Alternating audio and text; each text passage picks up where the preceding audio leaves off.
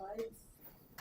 I mean, if you turn the PowerPoint into outline version and then you copy from them, just say, can you make me a 20-question or 50-question quiz based off these notes? And then just paste it in there. Is that amazing? I need to do that. I can send you this one. I'll wait till that's what I have at the second time. Like, amazing.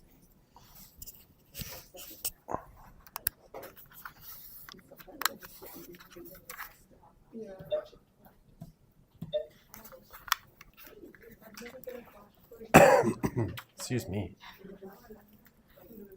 Okay.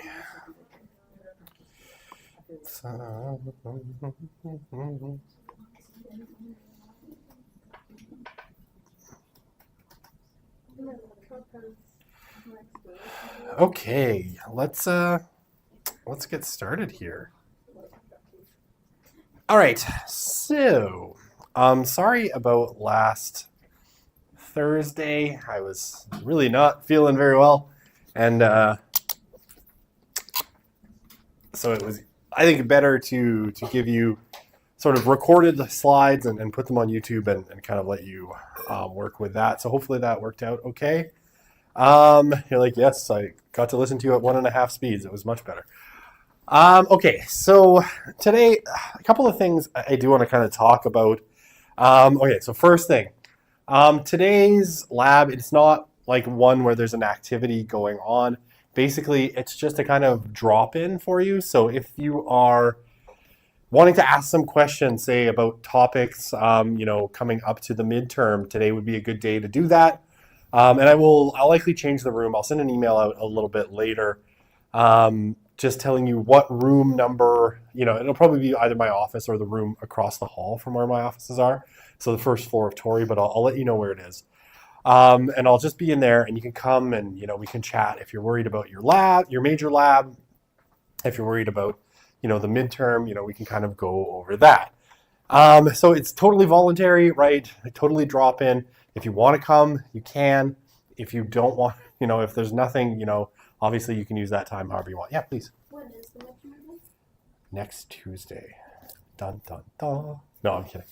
It's really not that bad, I swear. So yeah, we're finishing up content like today and probably beginning of the class on Thursday. And then we'll be done with new content. But yes, as I was going to say, the midterm is next Tuesday, which I think is, it's a week from now, the 17th. And it'll be in class, right? So you'll come, you'll write it on your laptops probably, on eClass, super easy. Makes everyone's life, I think, a lot easier at the end of the day. And trust me, for me, marking things, it's so much easier to mark on a laptop because your handwriting is probably bad. Yeah, please. Yeah, no, I do want you to do it here so I can keep an eye on you. Because there's 30 multiple choice questions. And rather than having everyone log into SEM and then have, half of the people's SEM fail and then me trying to run technical support remotely, it's easier if people just come and you write it in class on your laptop. So, yeah, please. So which chapters will be covered? Chapters? I'm not trying to remember what the textbook chapters is. I'll make sure I outline it at the beginning of next class, but it'll be everything we've covered basically from the beginning of the course till now. So, all the stuff on quantitative research will be covered. Yeah. So not like the next chapter, which will start this, like structured observation, will that be covered? If we get through it, and structured observation is still quantitative research. But yeah, whatever, we get to kind of today and or beginning of class on Thursday, structured observation isn't very long, so we should be able to get through it quite quickly. But yeah, that'll be on there. And it's really not, once you see it, you'll be like, oh yeah, that's stupid easy. But yeah, everything we've covered up until basically either the end of today or the very beginning of class on Thursday will be covered on the midterm. So, and it's 30 multiple choice and then 4 short answer question. 2 short answer questions are information-based, and then 2 are task-based. So I'm going to give you a little scenario, and then you're going to have to write either a research question, operationalize some variables, write some survey questions, or something like that, right? Something you've done already. It won't be like a mystery in terms. I was going to ask, though I hate to ask this question, Do you want practice questions? Really? All right. I hate practice questions. God, I hate them so much. A, they're a lot of work for me to make. And B, I've never found them useful. Like even in my undergrad, I was like, why am I doing practice questions? I'm just freaking myself out. Fine, I'll give you some practice questions. I'll put them online probably tomorrow when I have a little bit of time. I don't like them, so I always ask, and I've always hoped that students are going to be like, no, we hate practice questions too, but it never happens. Yeah, please. You could just like give us like last semester's test. Yeah, you're Like just you're assuming I've rewritten all of those questions. You seem to confuse me with someone who has time. You know, that's why I protect my questions to the death. Because I don't want to have to rewrite them every single semester. It's a pain. But yes, I will give you some practice questions, which I think I have from last, or I didn't teach this last year, from maybe 2 years ago. So I will take a look at them and make sure there are no bad questions in there. I did that in SOS 100. I gave them some real stinker questions for practice questions. I was like, oh, I remember why I didn't put these on the exam. Any other questions about the midterm? Like, okay. So in theory, the midterm has to be on Tuesday. I can't move midterms. The due date of the first major lab is technically speaking the 18th. I am wondering if all y'all might want a general extension on the deadline for the major lab, maybe to the end of next week, you know, instead of right after, or maybe like say the Sunday, like Sunday night after the midterm to give you a few more days to work on it. Okay, I will send out an email because I don't think there's 50 people in the room right now. No. I don't think this doesn't look like 50 people to me. I could subitize it and count really fast, but I won't.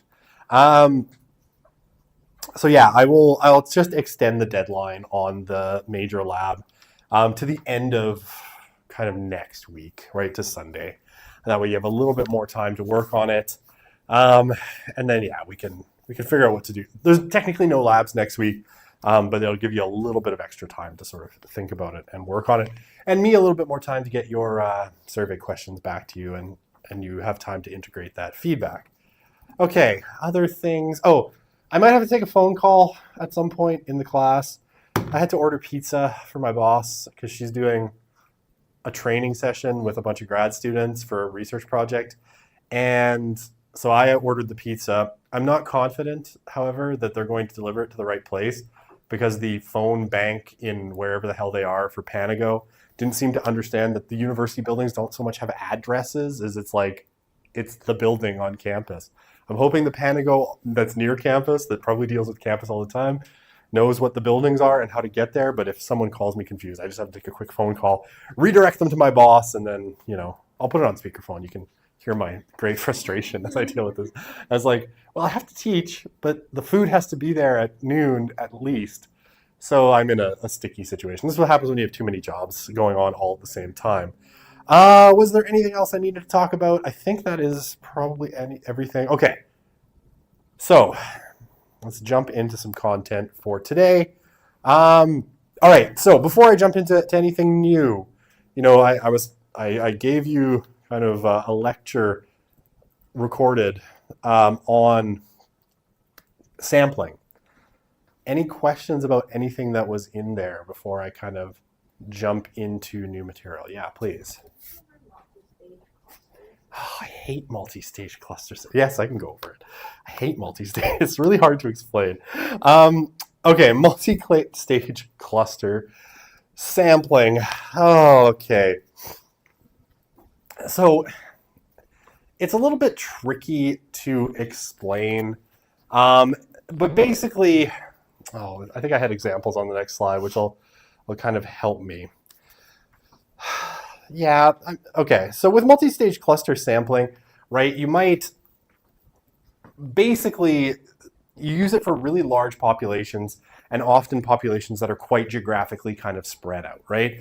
So things where you might have a little bit of an issue, say getting a good representative sample, you know, and especially if you're doing like in-person interviewing, This can be really important. Or you just want a sample of, say, respondents from different geographic locations that are kind of similar and bound in kind of similar circumstances. So like, yeah, if you wanted to say, look at, art students at Canadian universities, right, you would basically sort of take it in these kind of multiple stages. So, you would start with kind of, your population. So you want to talk about, Canadian arts university students. Okay, so now you got to think about it. How am I going to get a good representation of people across Canada? So you would pick, basically you would select kind of your cluster, right? So you might split it up, say in Canada, into regions. So you're going to say, well, in order to get a good representation of, Canadian arts or engineering or whatever students, I'm going to split this up. I'm going to split Canada up into regions. So that's your first kind of stage of thinking how you're going to select your participants, right? So you might pick, as the prairies. Sorry, like BC, the prairies, right? So Alberta, Saskatchewan, Manitoba, Ontario.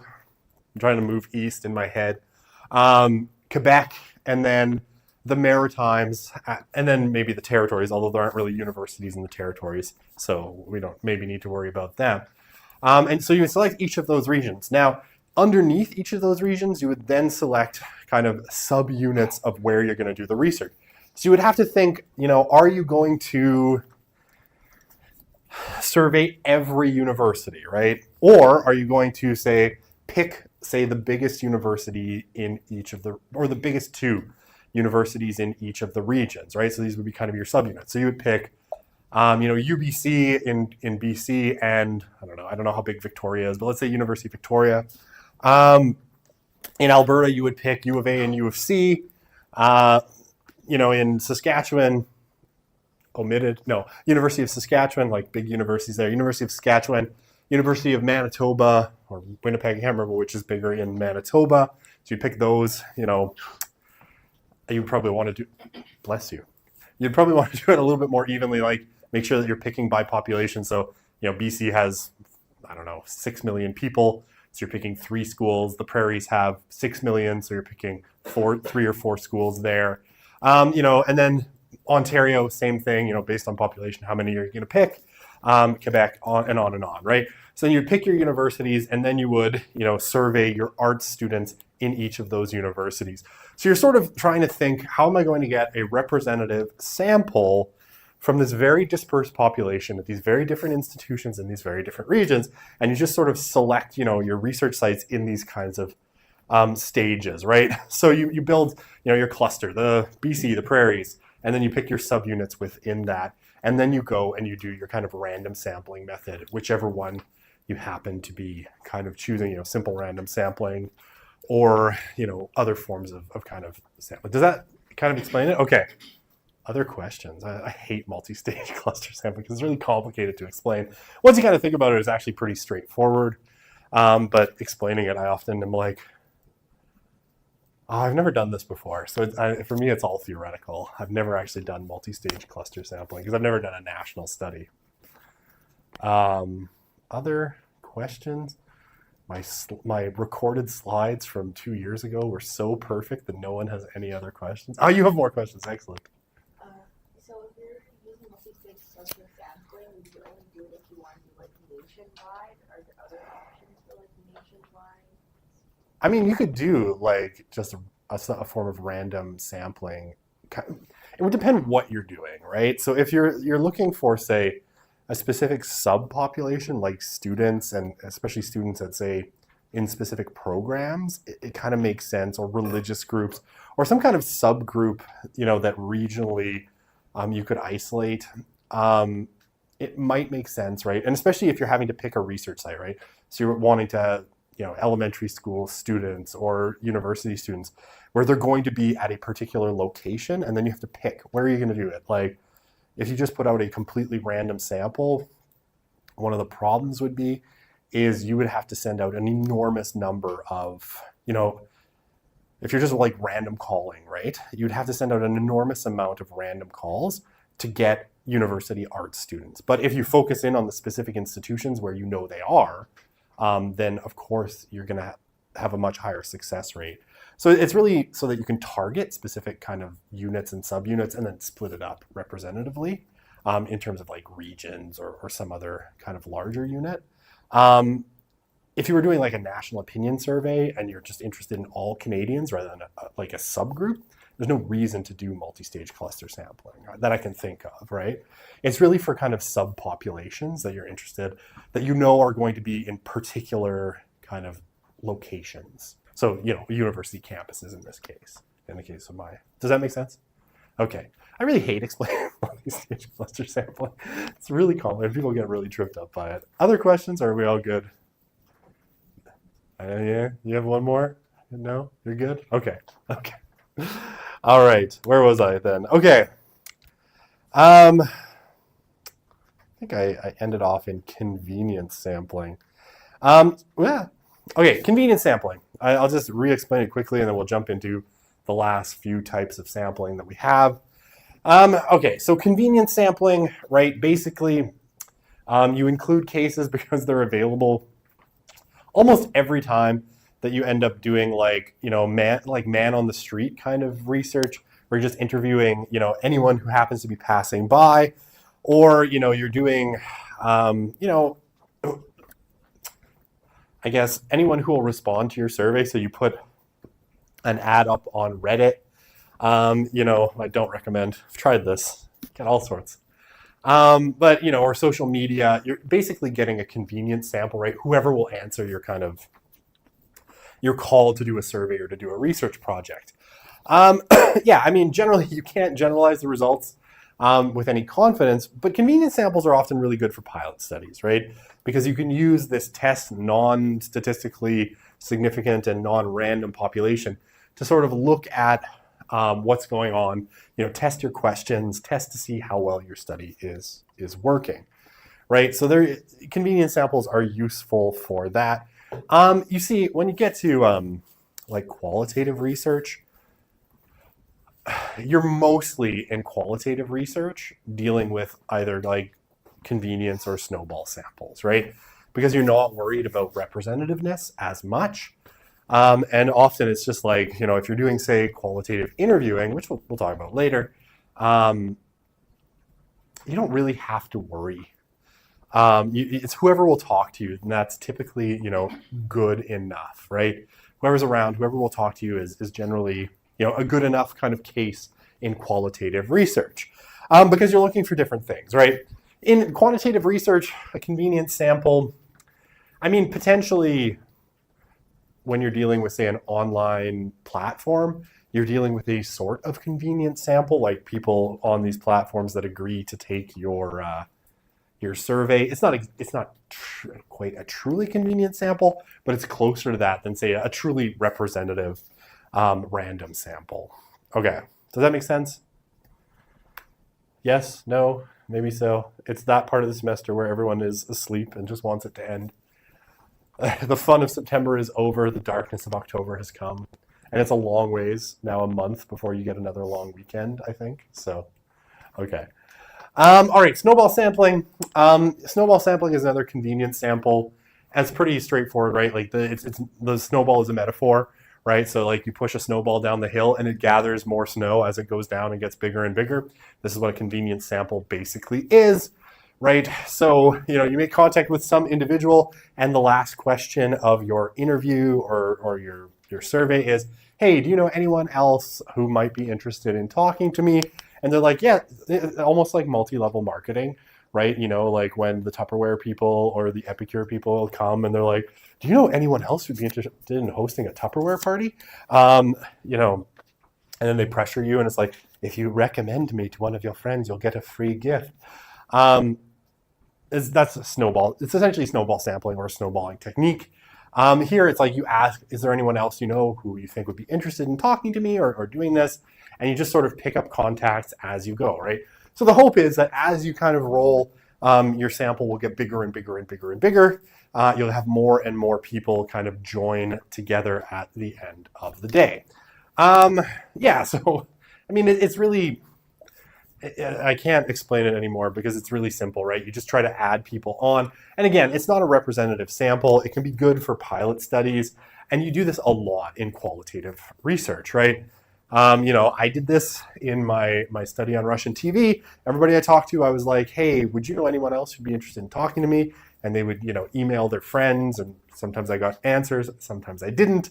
But you kind of built more and more people basically kind of using this method, right? That's really straightforward. Again, it's not particularly good for quantitative research because at a certain point, you're probably going to burn out your number of people that are going to recommend you to another person. And it does put a lot of pressure on the people you're interviewing. It can feel like a kind of high pressure sales tactic. So you want to, I guess, tread lightly with snowball sampling. Okay.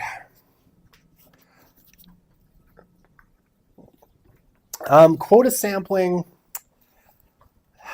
I mean, basically quota sampling is you essentially kind of set boundaries within your like the people you want to interview and say that you want a certain number of people that match certain demographics. You see this really, really commonly in marketing research, right? I can't think of a time academically where I would have said you would have used quota research, but I know they use it a lot in marketing, right? Where it's like, we have our demo, right? We have, and we want to make sure that we get, a certain number of women, between 18 and 44, right? Because that's our target demographic for sales or whatever. And then some other people in different demos to kind of round things out. But basically, right, you collect a specific number of cases in a particular category, right? And so you just kind of keep going until you hit that quota, right? So, I mean, again, it's pretty straightforward. There's all sorts of things you can do, and it can be a combination of factors, right? Age, gender, ethnicity, class, a combination, right? You want a certain age, gender kind of mix. And then when you will not use random methods to fill those quotas. You will just pull from the population until you fill that quota, right? So if you want 400, women aged 18 to 44, you're not going to randomly select, you're not going to be like, all right, I've got all these women. I'm going to be, you're 1, you're 15. And so, and you number each of them and you're going to pick randomly from those cases using a random number generator. No, you're just going to pull. And once you get your 400 women, you don't really care if they're kind of randomized.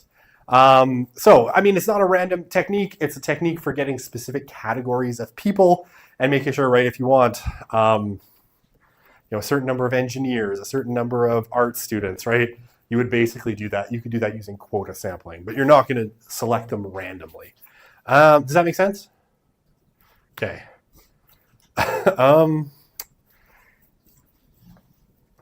Yeah, strengths of quota sampling. Yeah, it's cheaper and easier to manage compared to random sampling, right? You don't have to think as much about getting, randomized, randomized samples, right? You don't have to worry about numbering people or only selecting every 20th case or any of these sorts of things, right? So quota sampling can work really well and it's relatively cheap. More quick, yeah, it's much quicker. Because you're not concerned, with getting a truly random sample. You just want enough people within whatever category you have. Good for pilot tests, good for exploratory research. I would say marketing research, again, too, does this a lot. Just because, they're often only interested in kind of this, a particular demographic or a particular mix of things. And they don't care about it being random. They just want enough information from enough people. The weaknesses of it is probably not representative. And therefore, if you're using quota sampling, you're unlikely to be able to make generalizations to the whole population from it. Judgments about eligibility may be incorrect. A researcher might be misjudge a person's age. I mean, if you're doing surveys, right, you get talk slower. You're going to gauge all of this using filtering questions. This happens to me all the time using online survey platforms as I get filtered out of the sample, right? Because I'm too old and apparently not interesting enough. It's but you would basically be asking at the beginning of a sample, like, hey, are you this age? What's your gender? What's your race, to kind of filter people out and only get the people that are within your kind of quoted sample. So, I mean, if you're doing like, if you're simply going on your own judgment of a person's kind of characteristics, yeah, that could be problematic. But, some quick filtering questions can fix that one. Yeah, I mean, standard errors or a lot of other kind of statistical kind of measures you can't measure from a quota sample because, again, it's not a truly representative sample because it's not random. So advantages and disadvantages. Structured observation, which we'll talk about in a second here. And sampling, yeah, I mean, structured observation, so when you're going and doing some kind of observation, right, as opposed to, say, doing a survey or something that's a little bit more, I don't want to say technical, because structured observation, you'll see it can be very, very technical.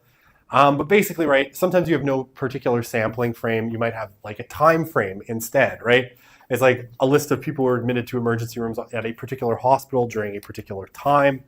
So that's all you're interested in looking at. You're sitting there and you're like, I don't have a number.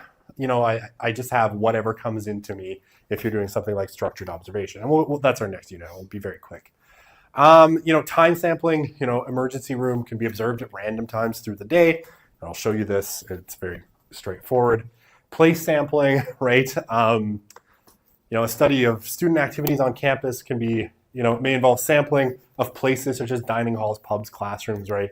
So you might just hang out in these places rather than having like, I will observe 700 students' interactions, right? It's like, I will observe this pub at happy hour and see what happens. Sounds like great research to me. And yeah, behavior sampling, might want to observe every 5th interaction. The thought of doing structured observation, sometimes it's like counting every 5 interactions between students and librarians at a particular reference desk. This sounds like a medieval form of torture research to me, but it's never been my kind of jam, doing structured observation. But that's what structured observation can look like. It's like you're going to look at every 5th interaction that the librarian at this desk has with a student, and you're going to note a bunch of things about it, right? So behavior sampling in particular intervals. Okay. Yeah, I mean, I keep forgetting that I should make these white. Yeah, I'll just leave this one. When you're doing sampling, even when a sample is selected using probability sampling, you can only generalize the population the sample was taken from, right? So you can say things about Canadians or Canadian students if you did a probability sample, but you can't say, and this probably carries over to students in Zimbabwe or Russia or the UK because you didn't survey that group, so it's only generalizable to that particular body. And yeah, I mean, in a sense, it might only be applicable to the particular time that you did the survey or the sample, right? Because things change, attitudes change. Certainly anything you're doing that might involve politics is going to change. The longer someone like Justin Trudeau is in power, the more opinions about them change. So you can be doing just a snapshot in time, and it might not be generalizable, over time periods. Okay. Are we doing okay so far?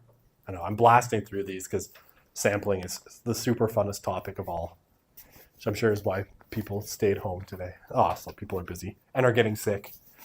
Okay, so sampling problems, right? We get for sampling errors, sampling errors, sampling related errors, data collection errors, data processing errors. All of these can create kind of problems in terms of the data that you get, and you almost never have a completely error-free kind of sample, right? So, I mean, data. Oh, sorry, I figured this was going to happen. Hello? Hello? Yes. I am in the Henry Marshall Boarding building. Okay. I'm trying to find the number 106, who I think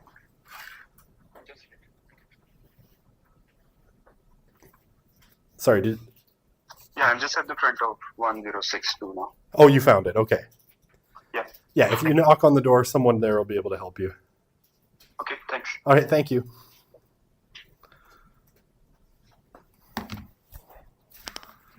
Sorry about that. See, I knew this was going to happen, which is why I warned you in advance. I'm not even going to get any of the pizza. Those damn gargoyles in there are going to eat it all before I get back. But the joke's on them. It's all vegetarian pizza, so it's not worth eating anyway. Because we have like 8 vegetarians amongst the grad students, so I just ordered all vegetarian pizza. One of them has vegetarian pepperoni on it, which I think is a lie and evil. Okay, what was I saying? Back to this. I'm now thinking about pizza.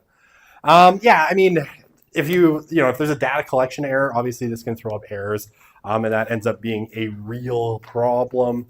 And one, I mean, sometimes it's fixable, right? Sometimes things were coded incorrectly, and say the code book is set up wrong, and so the data collection ends up a little skewed, and that can be a problem. And then data processing, right? The biggest error in quantitative research is usually that you wrote the code wrong in SPSS or in R, and so you've screwed something up really badly, and you come up with false results, and then somebody comes along and they look at your, the code, and they laugh at you, and they publish a paper about how stupid you are. Because this is what we do in academia, right? But these are different sources of errors when we talk about sampling and quantitative research. Okay. Oh, content analysis.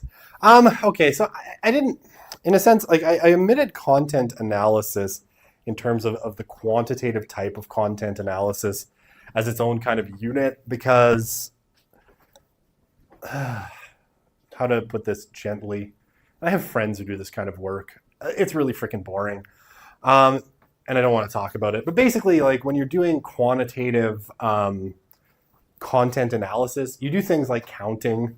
So you might be like, you go into Nexus Lexis and you look at how many times, since 1991 has the New York Times or other major publications used the word, transgender, right? And you look at the trend over time. And it's like, we see in 1991 there were 0 instances. And in, 2023 there's, 1.5 million or whatever. I don't even know. That's what kind of quantitative content analysis is. It's counting. You count either the number of times words were used, phrases, topics showed up. So how many articles were about, crime and justice in the New York Times or the Globe and Mail or whatever in a given period, right? So when we talk about sampling, right, there's a couple of ways. You could sample types of media, newspaper articles, a particular newspaper if you think it's representative of something important. Articles on a given topic, etc. Right? That's the kind of sample you would get. And you would often set it, within the kind of sampling date ranges, right? So like I just did a second ago, right? You want to talk about portrayals of sex workers in the media. You would start in, say, 1980 and go to 2021, right? And see how sex workers are depicted in media. That's kind of how you would do your sampling. And then you try to find within, so search systems like Nexus Lexis can make this a lot easier. But, in the past, people would actually just like go through the microfiche or the kind of digital archive of newspapers and read every single issue of a newspaper and find every single article that related to this. And this is why I say it's to my mind, some of the most boring research I've ever could possibly conceive of. I mean, I've seen people do this, say, like for, and this I think would be maddening research. And the person sort of admitted that it kind of half drove them crazy, is they basically watched, Russian news for like, this was before the war in Ukraine too, for like 10, 15 days or 2 weeks, 3 weeks or something. They watched every single newscast on as many stations as they could. And they just noted, how many times certain phrases were used about, say, the United States or Joe Biden or Vladimir Putin or whatever. And it was just like, you're just counting and then saying like, oh, it was used negatively 882 times. And Putin was depicted as a virile, lovely father of the country 982 times. It's like, maddening and kind of boring because you're just counting instances of things happening for the most part. And you would pick those kinds of frames. All right. Non-response. Okay, so non-response is one of the biggest problems that we have in kind of survey research in general. It is a giant problem because too high of a non-response rate, and often you might have to throw out your whole data set if the non-response rate gets high enough. If if you have, especially you're doing random sampling of some kind or probability sampling, and you need a certain number of cases within the cases you chose, and you get a high non-response rate, it's a problem. Okay, so some like for phone interviews, again, these still happen, not as much as they used to. Callbacks are useful, right? Sometimes you have to call people multiple times because they may not be available when you call. You call during dinner and they're pissy and they don't pick up the phone because it's really annoying being called during dinner time, right? You're phoning a landline and people just aren't home when you call. Yeah, so sometimes you need to call a lot. This happens to me a lot because they're like, "Oh, would you participate in future surveys?" I'm like, "I guess," and then I don't want to. So like, Ipsos Reid phones me all the time, and I'm like, don't want to answer. But in reassuring participants that you're not out for material gain, right, especially in academic research, that you're doing this academically. Now that said, I can't imagine a situation anymore where you're going to have the resources as a graduate student to do phone interviewing, right? There's not a research grant big enough today, I think, to pay for that kind of research. Face-to-face contacts, dress appropriately, be flexible to accommodate participants, present yourself well or at least appropriately in the circumstances, right, as well as you can. Don't come in a hoodie to do your interviews in a hoodie and sweatpants. It's probably not going to turn out that well for you. And then, for mailed questionnaires, we don't need to worry too much about mailed questionnaires anymore because we don't do that many of them. But covering, in the past, covering letters, explaining the reasons for the research. So when people open the mail, they were like, "Oh, I guess that's why." Including their name and address, and be like, "Mr. Broussard, we have selected you to be part of our survey," right? Mailed questionnaires accompanied by a stamped return envelope. Again, we don't do even when we get mailed questionnaires now, it's always like a QR code, right? So they scan it and they go to the website. So that's, less of a thing than necessary. And this is all in the textbook and it really should be updated. Don't make it too thick. That's why the QR codes is really great because you send thick envelope with a QR code, they scan it on their smartphone and then they go answer. If someone didn't, you send them a second and a third mailing, which gets expensive.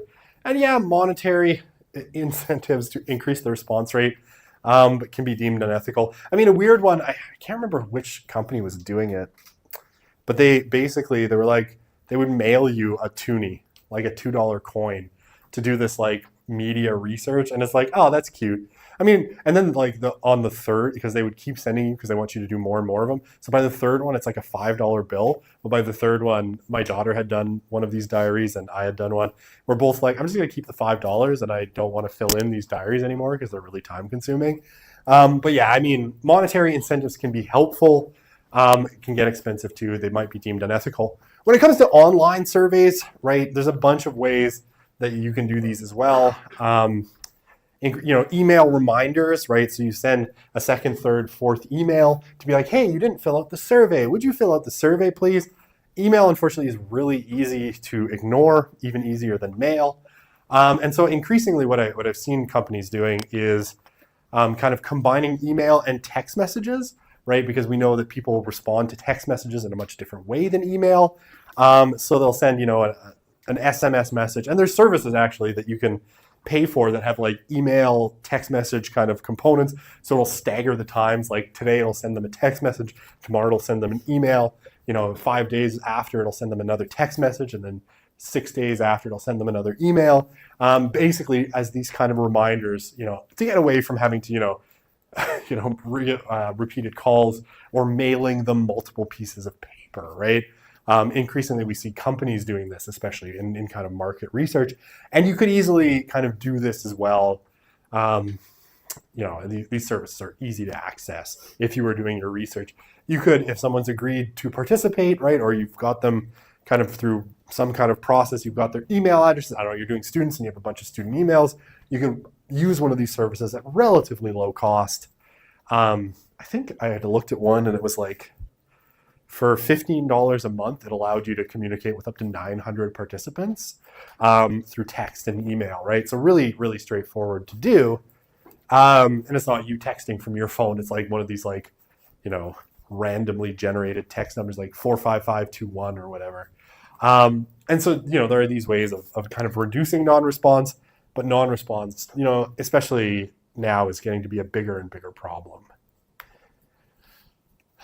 Okay.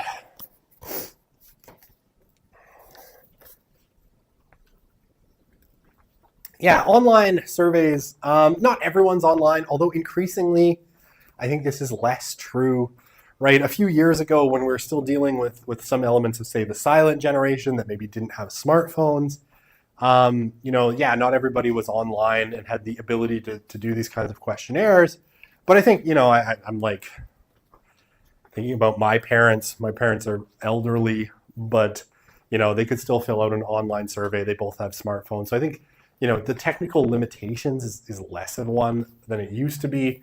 But yeah, internet, and I think I've talked about this before, internet users are a particularly biased sample of the population. In some ways, they tend to be better educated, wealthier, more urban a little bit. You do tend to exclude more rural people with online samples.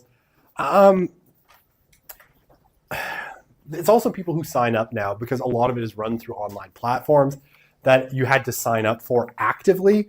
So you often get sort of panels of, particular people that wanted to do surveys, and they are a biased population in and of themselves. And if you do multiple kind of runs of a survey, you often are getting the same pool of people over and over again. So you don't necessarily know, what the sampling frame is or what the actual population you're sampling is on some of these online platforms. The companies that manage it are pretty good about being transparent about it, but it's sort of a black box that you're paying money into and hoping you get good results out of. Now, I've always had good results. I've used Abacus and Leger, and I think the results were good, but you do have to keep in mind that it is a particular body of people that sign up for these things. Oh, that was the last one. Okay. Quantitative sampling. Panago Pizza. Hopes I'm hungry. Order is on the way. Okay. So, we got a few minutes left. Are you okay with quantitative sampling? Does that all make sense? Okay.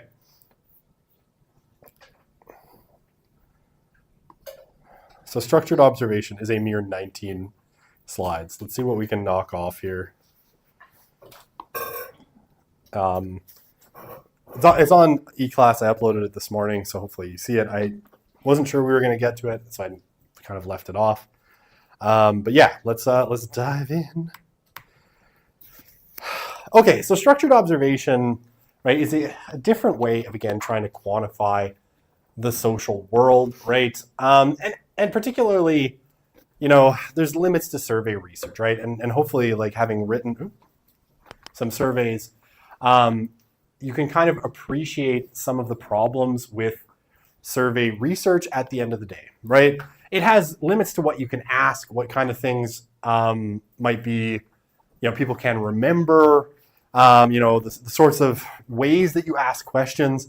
And hopefully you kind of saw this when you were writing your survey questions. The way you have to write the questions sometimes can feel a little bit limiting, right? So, interpretation of key terms, right, can be a problem. Poor or false memories. And then, of course, social desirability bias is a big one. And, especially threatening or embarrassing questions, you might not get truthful answers. So social desirability bias, right, especially, this is more a problem in face-to-face research, but we still see it in online samples. People might want to look favorable in the eyes of researchers, or they're influenced to answer a certain way by the fact that they think that they should feel a certain way about something, even if their actions don't match. Religious service attendance being the classic example, right? If as many people as say they went weekly to religious services actually went, Friday through Sunday morning would be flooded with traffic of people headed to religious services. And it's not, obviously. Threatening or embarrassing questions, you might not get truthful answers. It's hard to survey about topics, a whole bunch of topics, but anything that's really touchy, you might not get truthful answers. And you have a gap between stated and actual behaviors, and this is what structured observation sometimes can be really good with. Is often, what people say they do, or their own even perception of what they do, can be inconsistent with how they actually act. And again, people will often portray themselves in the most idealized light they can. Okay, so structured observation is basically a way of basically following sort of explicit rules for observing, categorizing, and recording behavior. So basically, it's a form of direct observation, right? Over inferences from respondents. Now, there are certain circumstances where it is going to be useful and other circumstances where it's not going to be. But, so there are ways like survey research is far superior, which is why we do a lot of it. And there's ways, if you want to actually get kind of objective metrics of people's behavior, structured observation could be a good way of doing it, right? So, smaller sample sizes make it, much easier to do. And yeah, social spaces, sometimes they can be hard to get into, but if you can get access to them, they can be a really useful kind of way of kind of observing behavior in a really objective kind of way, right? A really scientific way. So yeah, rules for observing and recording the data are contained in what's called an observation schedule. So if you were going to do structured observation, say you wanted to know, how third graders at Edmonton Public Schools interact during recess, right? You would make your schedule, right? So basically a list of the things you're observing and kind of, I'll show you how some of this actually looks in principle. And you would say, I'm going to go and I'm going to hang out. No, get permission before you do this. But I'm going to go hang out, outside or inside of a schoolyard during recess and observe how the third graders interact with each other. How often they punch each other, how often they yell at each other, how often they're playing well and cooperating, all of these sorts of things. Okay, so, Bale's observation schedule for comparing small group leaders and followers, right? Basically, a couple of things that were in Bale's observation schedule, right? Actions were observed in over 3-minute periods, so watch for 3 minutes. Every 15 seconds, they noted, given a particular numerical value for a spreadsheet, values were tabulated and a score given. Score was translated back to a description of the person's leadership style, right? So if you're judging someone's leadership style, you might have done tests like this where, they ask you a bunch of questions about your leadership style. This is kind of like a more tangible if someone's watching you. So this is, small group interaction, right? Helps. So you would write if, in your 15-second interval, you saw that, Dr. Broussard was helping, rewarding, or affirming others, you would give a 1, right? Tension releases, jokes, shows satisfaction, like you would too, right? So you would write down these different codes, basically in a kind of a chart, right? To basically know what kind of social interactions happened in this, 3-minute period, and every 15 seconds you would make an observation of what happened in that last 15 seconds. Okay, so what does this actually look like? Right, this is what a coding sheet would have actually looked like, right? So you have, these are all 15-second blocks. I actually don't know if they would go this way or that way. It doesn't really matter, right? But you see that, in the first 15 seconds and the second 15 seconds, they asked for directions asked orientation for repetition and clarification, and then it spends the next 45 seconds, giving orientation. And, then, I don't know, by over here, we're into different things, right? Disagrees, withholds help here. There, it's like, oh, now tension releases with a joke, right? You can see basically, whatever they're observing, they're coding it based on these things, right? So even me, like teaching this class, someone could be doing a structured observation, right? And like right about here, I tell a joke, it releases the tension, people laugh and relax a little bit. One of the codes might be, is being super boring, explaining topics, 7, 7, 7, 7, 7. No, okay. There, see, a joke. That's kind of what a structured observation looks like, right? And so you can set this up for any kind of time duration that you want, right? So this is 3 minutes, right? Broken into 15-second intervals. But you could set this up for, or each row, sorry, represents 3 minutes. So 3, 6, 9, 12 minutes total of observation of kind of someone's leadership style. And then, you could tabulate this all up into a kind of leadership score, right? Anyway, and it's all kind of here. You figure this all out in advance.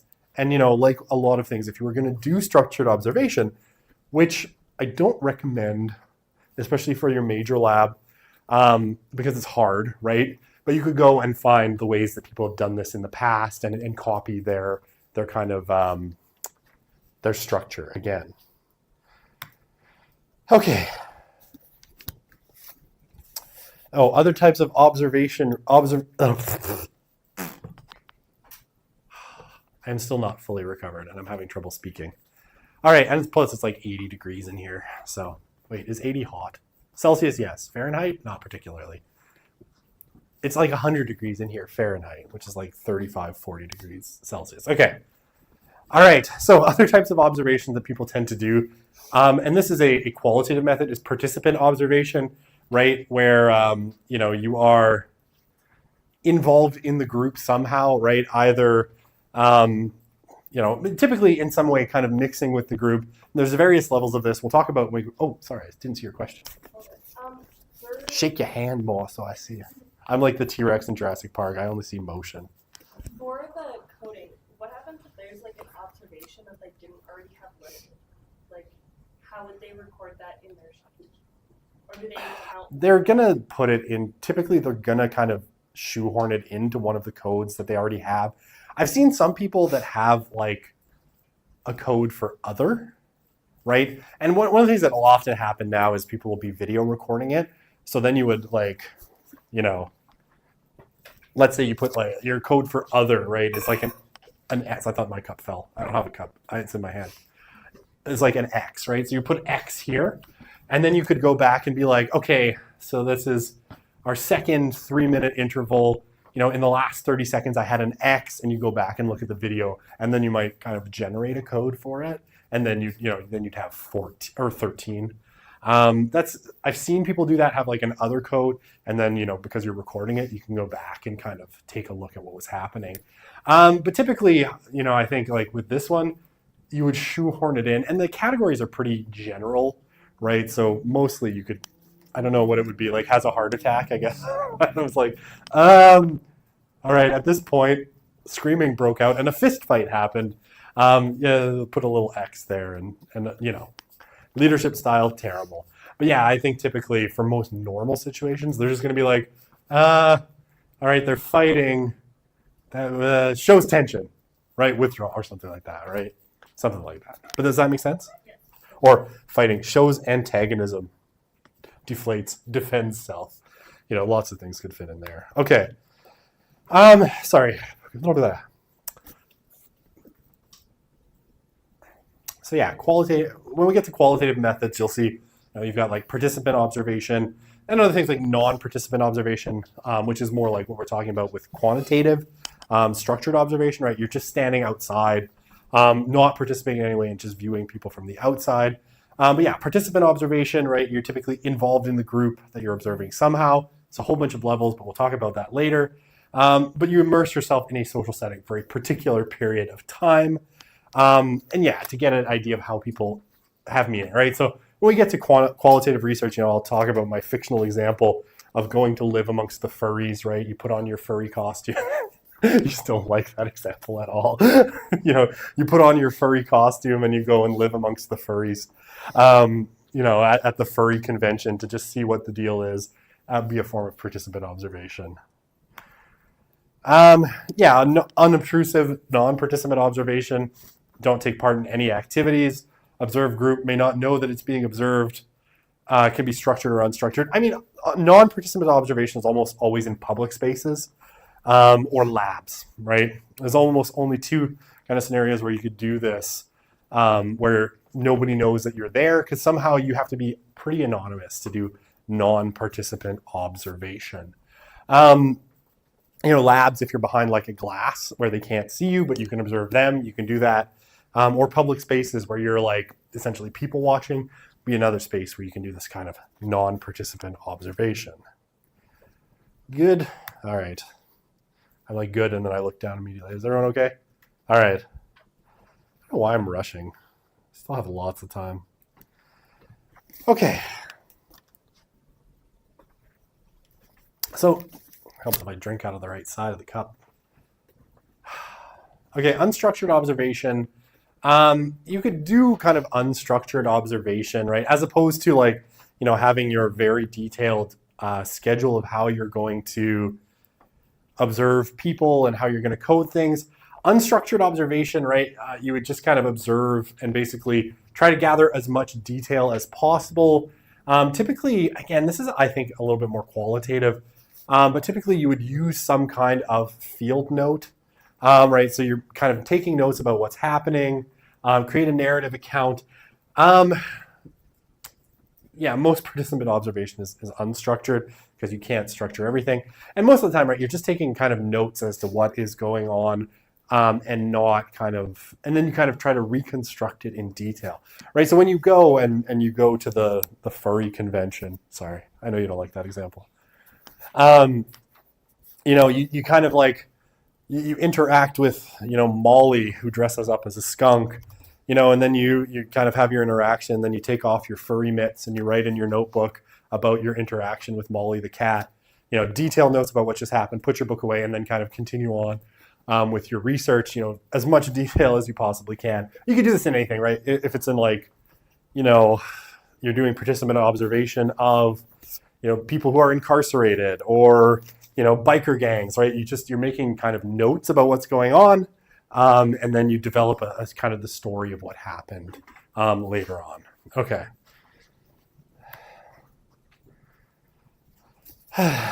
So the observation schedule. Basically, I made those very small. I'm really sorry about that. So basically what you need to create like this list and this categorization of interactions, a clear kind of research statement, right? So figuring out what you want, right? What is your research question that you're trying to figure out? You specify who's observed and which behaviors you're going to record, right? So what is it that you're particularly interested in? If you're interested in leadership style, that's one set of observations. If you're interested in like sexual harassment in the workplace, that's another set of observations, right? All related to your research object. Then you create your categories for recording the behavior. And this is what's really tricky about it. And this is the same with coding, right? When we talk about coding, one of the things that's really tricky, there's a couple ways, we will see this kind of mutually exclusive and exhaustive. You see this in coding, you see this when we get to things like grounded theory and the way grounded theory conceives of understanding phenomenon, but you need basically a bunch of categories that don't overlap and that cover everything within kind of a possible social situation, right? Because you don't want the problem of you have something that you weren't anticipating, that then you don't have an observation code for. So generally, right, you need, everything that in the social interaction setting has to be covered by the possibilities you have for coding. So yeah, generally, people try this out a few times, right? They do pilot studies to figure out all the categories, and you might do 20 pilot kind of observations before you actually go out and do your field work for structured observation, right? Because pilot studies are the way we do things if we have the time. Especially when you're doing things with a team, right? The classification scheme has to be clear and easy to use. If you're doing it by yourself, right, and it's not as easy to use, that's okay as long as you understand it. But say you had 15 people doing structured observation of 15 elementary school playgrounds in Edmonton, really spread it out so the police don't know which school to respond to first, and you get no, I'm kidding. I'm just joking. You need ethics clearance to do that kind of research. But right, you want to make sure that any person who's sitting down with your tool understands how to use it, right? And it's pretty clear. And so, you know, you do what my boss is doing right now. I mean, right now she's eating pizza, but you know, earlier they were doing training, right? So you would go over the tool with people so they know how to use it, right? Especially as the lead researcher. And yeah, these should have minimal interpretation of behavior. The thing with like structured observation is you're just noting what the behaviors are, you know, no kind of like interpretation of what it means should be given. You can write that up in your you know, report later. It's like, oh, you know, Dr. Broussard's teaching style as observed, you know, was XYZ, and this is what it means. You write that in your research later, but in the kind of coding, you shouldn't have interpretation of the behaviors. That's for later on. Okay. Yeah, I mean, different kinds of ways you can do it, right? Recording incidents, wait until there is a behavior of interest, right? So you want to, you know, see how people treat customer service agents. So you basically wait until the customer service agent has an interaction with a customer, right? Or how customer service agents, you know, respond to aggressive customers, right? You would, you know, basically wait until my mother-in-law shows up and starts yelling at them about something. That's probably not their fault. Like the thing went on sale the week after she bought it, and she wants, you know, 3 weeks later she found out about it because she didn't look at her flyers, and now 3 weeks later she wants the discount that she would have had if she bought it the right week, but she didn't. You know, things like that. Actual story where my wife and I were dragged by her mother to the store as she tried to negotiate for a discount that was like 3 weeks old that she had missed by a week. And I was just like, you know, she won, which is just, the customer's always right, especially when it's my mother-in-law and she's like a pit bull on a pant leg. Okay, time period. Processes are observed and recorded at designated time periods, right? You know, every day at lunchtime for 2 weeks, right? I don't know, you're wanting to know how people interact in a food court, right? So you go and you observe the food court every day at noon for 2 weeks or something like that. Or like the one that we, you know, we're talking about, time sampling, observe the interactions that takes place at a designated interval of time, right? So, I mean, here it's like every 15 minutes for 3 hours, or, you know, you kind of break. It's like a leadership meeting and you're like, okay, I'm going to observe in 3-minute intervals, you know, as they kind of go. So, yeah, so I guess this one is like, I'm going to observe, you know, the behaviors or what's going on in, say, an emergency room. Every 15 minutes, I'm going to make a note of what's going on, you know, using this code for 3 hours or something like that. Okay.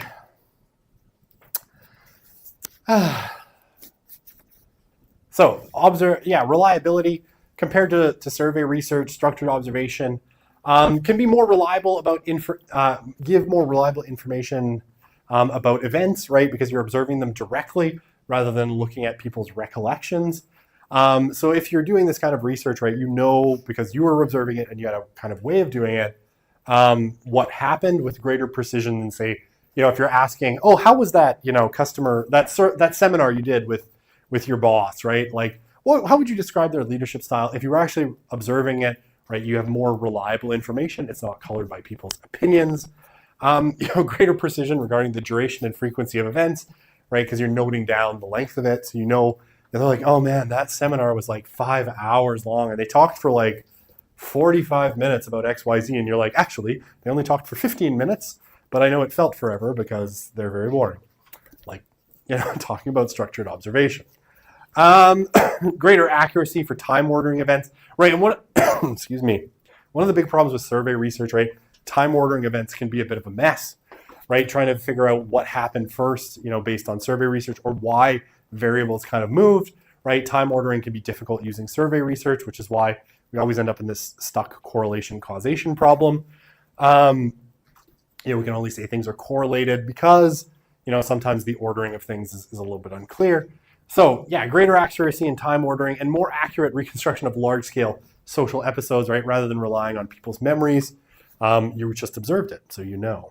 But you had to be there. So you had to know there was something worth observing before. Okay. I'm like, how many more of these are there? Oh, there's so many more. Okay, I'm sorry. So, like a lot of things, right? With structured observation, sometimes inter-observer consistency is a concern. Two people might, using the same tool, might observe things slightly differently, for all sorts of reasons.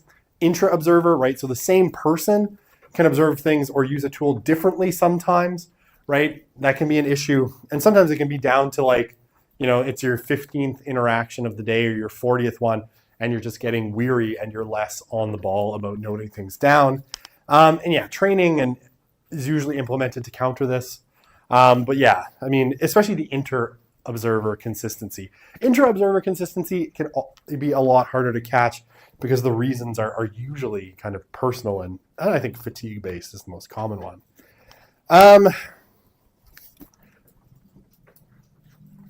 Validity, right, can be an issue. Does the structured observation really measure what it's supposed to measure? Are you really measuring someone's leadership style, or are you, measuring how the person is reacting to the people in the room, right? Maybe they're working on something really difficult. What are you measuring the correct thing? It can be really difficult. You might think that you've got, the right tool, but measurement validity can be a real issue with structured observation.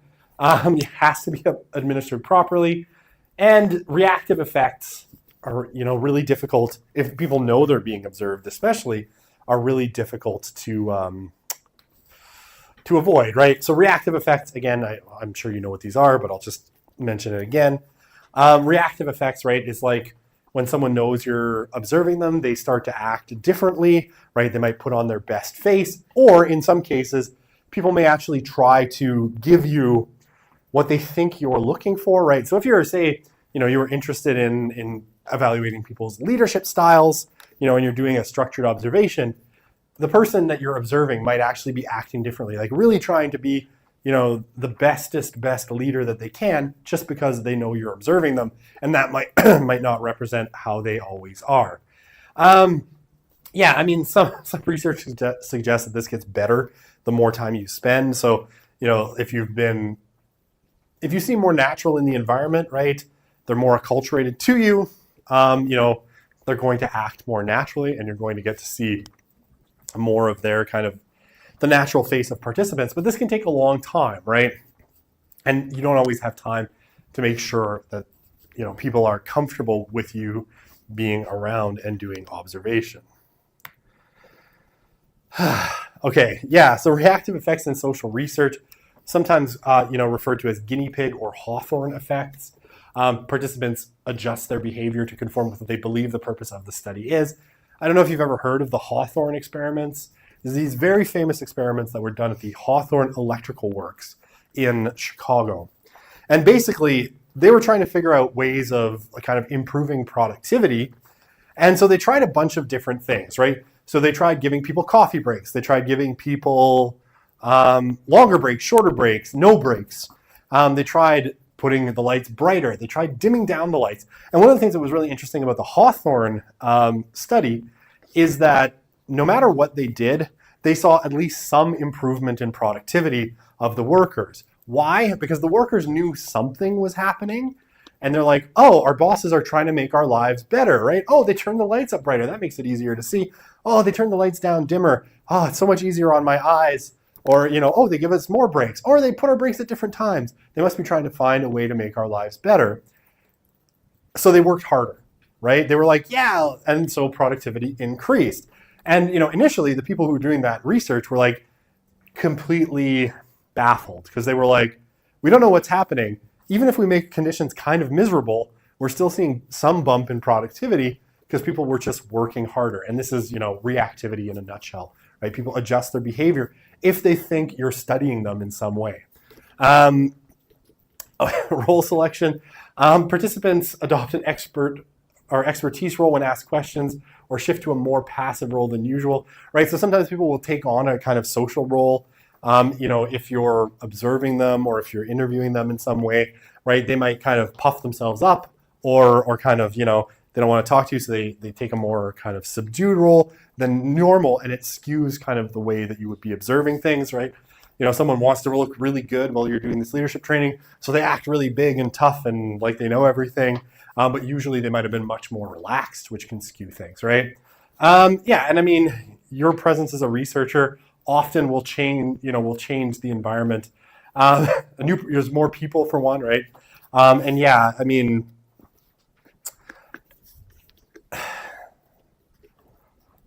this social environment, right? How people are interacting will be affected as well in lots of ways, right? People might speak less freely. People might just be less open, right? They might try to say things that they think you want them to say, depending on what they understand your goals to be. So you got to be careful of that too. Yeah, trying to be helpful to the researcher. Oh, this one is always funny when you see joining the experiment wholeheartedly, right? It's like someone's like, yeah, we're totally going to make this work. We're going to work harder to make, the experiment a success. Asking for approval afterwards, like, you see this sometimes. Well, did you get what you needed today? Right? Like, we were trying to give you what you needed. So did you get what you needed today? Like, is there anything else we could have done? Right? And they're looking to be like, oh no, you guys did a great job. Yeah, if it doesn't impact what you're trying to study, it doesn't matter, but it can be really hard to kind of pare down. And yeah, anytime you're in a social position where people know what you're doing, this is potentially going to happen. Very reaction according to who the researcher is. Sometimes if you're like an insider, right, like you're part of a group, you're a member of the Hells Angels, and you're doing research on the Hells Angels. I don't know how that would happen. It's just an example. Or you're a furry, they already know you, and you're doing insider research on the furries. You really hate that example. I'm sorry. I'm just going to keep using it because your face is priceless. Ultimately, there can be less of a reaction, right? Because of who you are. We have some people, right? One of our researchers in the prison work, she's got tattoos, like full sleeves, piercings, dyed hair. And people will react much different to her. I think she fits more of their image of people like them than potentially like I would, right? And so she gets I've never done prison research, and I don't want to, for all sorts of reasons, but I know that they've said like Ashley gets really good results because, she looks much more the part of someone like them than, say, Brittany, right? Because she just has, tats and all that fun stuff. Yeah, expectations of the research subject can be communicated unconsciously, right? They may not know, but yeah, they might react differently to different people, different kind of circumstances, right? They might react different to a male researcher than a female researcher, right? All sorts of things like that can play a role.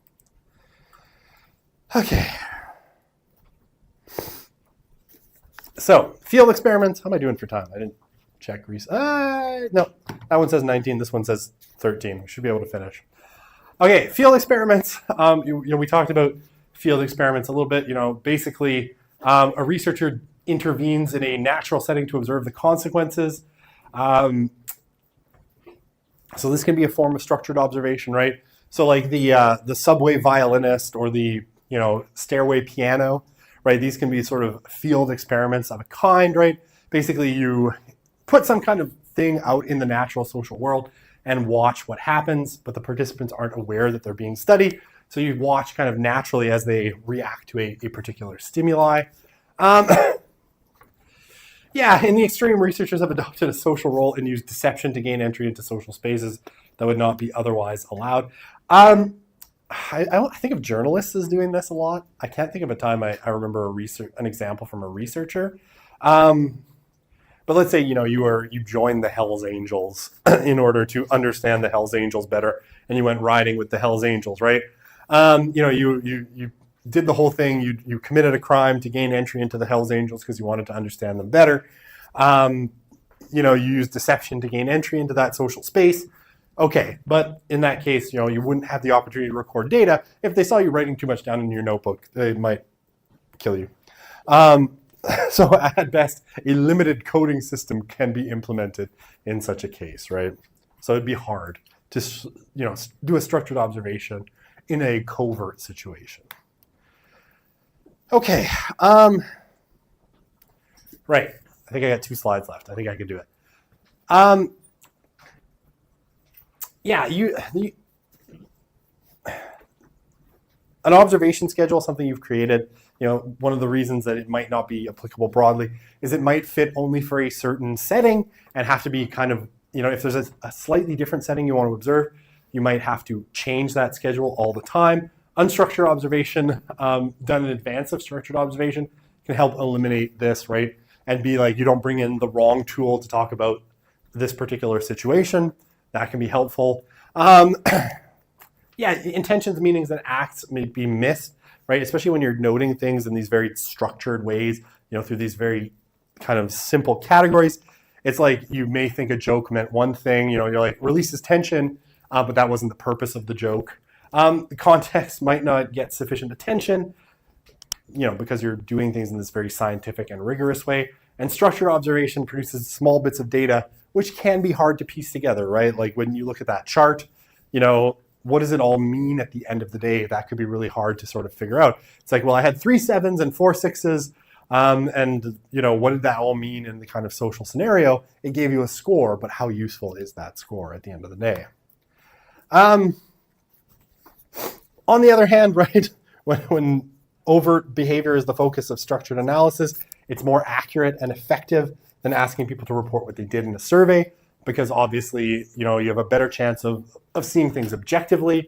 And structured observation works best probably when accompanied by a method that can probe the reasons, so probably behind people's actions. So something like qualitative research, right, interviewing that follows it up will be really useful. All right, that is the end of content for midterm 1. We'll do some review, I can do Q&A on Thursday. We'll start out with Q&A. And I can look over some of the kind of like style of short answer questions with you and just answer any questions that you have. But that is it. So now, hey, good news. You've got an entire week before the midterm where you have all of the content set in stone. Nothing else will be added or taken away. All right. Again, please. Yes, I will be here, but bring questions. Like if you're studying, hopefully you studied that far in advance. I don't know. Bring questions about any of the content, and I'm happy to kind of go over it and answer any questions. I'll bring in some example questions and just kind of talk you through, what they look like and how you would answer them and all that jazz. So it might be shorter than average, but we'll still do class that day.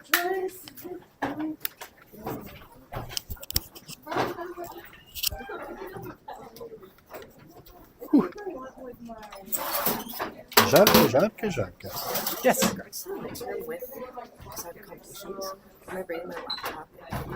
So the way I do it with accommodations is basically I just have you. Okay, so here's my story. Okay. Accommodations always fuck stuff up. Yeah. Like I'm sorry for my language. I understand it. They are so useless at this point. Yeah. That I do not trust them. Like just last week, they had one of my students come in and they shorted him his time, and I'm like, but your calculation is 1.5 times the class time plus, it's like 1 10-minute break per hour, and I've got an hour and a half, so that's 15 minutes break. Right. And they're like, yeah, that's right. And I'm like, but why did you tell him after 2 hours that he had to, or 120 minutes or whatever, or 80 minutes that he had to stop? Right. Because he should have, 110 minutes. Yeah. And they're like, oh, yeah, now I have to get the student back in and have him rewrite his exam, and it pisses me off. Yeah, totally. So I just have you do it at home or wherever you want. Like if you want to do it, in Rutherford or anywhere, and I just have the people with accommodations use SEM, right, this proctoring system. Right, okay. I'll send everybody that's on, I think it's like 3 people in the class, because it's a small class, just an email outlining how you're going to do it. Okay. It's still a week away, so I haven't got my head quite there yet. But yeah, you'll do it wherever you want. They're going to send you an email being like, bring your laptop. And I'm going to say, just fucking ignore them. Okay. Because they are going to screw something up. All right. Or they're going to put you, it's going to be like, you need a quiet space. And they're going to put you in a room with 40 people where someone's coughing and all that stuff. Right. So I've like, since COVID, I have not trusted them to do anything. Fair enough. I'm just like, I'm going to take control. Yeah. I'm a slight control freak, but yes, it works out in my favor. Yeah. So yeah, that's, but I will email you and let you know. And basically it'll just be like a link on eClass. You've used SEM probably in the past. Yeah. So it'll just be that. And you can do it anywhere you want. Okay. Like great. I'm not gonna limit you in any way. Just find the space that's gonna work best for you. Okay. Thank you so much. Yeah, no problem. Thank you. Doesn't like your name. It is hot.